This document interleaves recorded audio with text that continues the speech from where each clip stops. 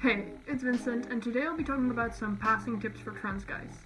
I'll only be talking about trans guys because that's the only thing I have experience on, and I obviously don't want to speak for someone else. I'll just start this video off by saying that obviously not every trans person feels the need to pass, but most trans people do, so this video is for those people. I honestly think it's kind of funny that I'm making this video now, because a few years ago I used to constantly watch passing tips videos from lots of different YouTubers, and now we're here, finally making one myself. I don't have a binder yet, so I need to rely on wearing certain clothes and just sitting very hunched over, which you shouldn't follow me in that. It's like, that's very bad for your back, but like, we manage. So for me, I just wear like a lot of big hoodies that are obviously good at hiding my chest because they're like huge. Wearing a lot of patterns or layers can also help because people will be distracted by everything that's going on and not by the fact that you have a chest. But since it's summer right now and it's most of the time way too hot to wear hoodies or any type of layers, I mostly just wear t-shirts that are like a size too big, or I just wear a t-shirt with the flannel because even though it's still slightly hot, you can roll up the sleeves, flannel isn't too hot, and it will still hide your chest better than just a t-shirt. But I mostly only do this when I'm like especially dysphoric because it's still hot. To hide my hips, I most of the time wear men's jeans. I bought in secret because my mom wouldn't let me buy them.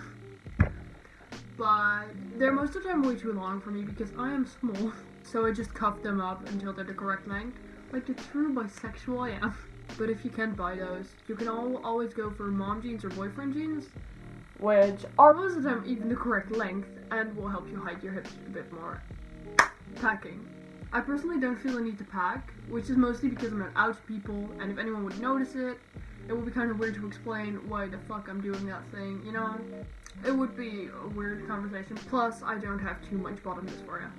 And passing is mostly just for your own comfort instead of passing, because not everyone is gonna look down there and be like, is there something? Mostly just reassuring for yourself that it looks like something is there.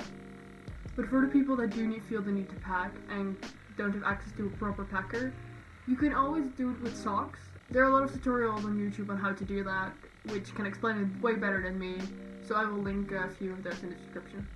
Now we get to something that is very easy to fix, but I still had to deal with for a few years, and that is hair.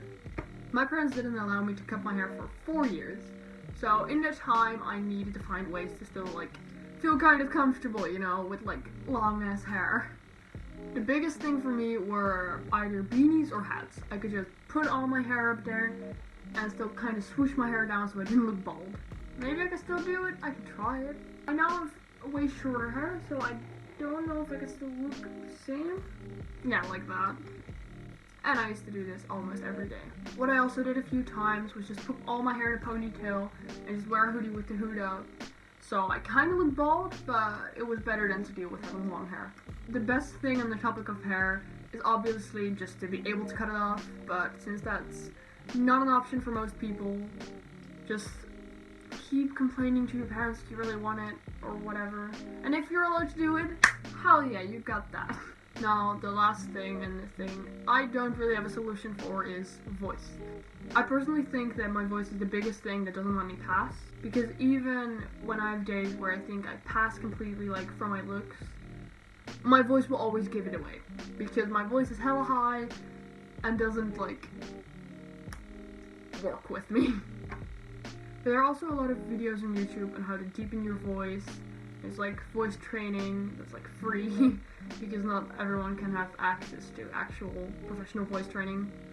But before you do any of those things, please make sure it's safe and you don't fuck up your voice in the long run. Again, on this topic, I think it's better for me just to link a few videos explaining how to deepen your voice instead of just trying to explain it myself, since that will be a way better explanation than I could ever do. Well, that was my video for today. I hope you liked it. I hope it helped you in some way. And I will see you guys another time.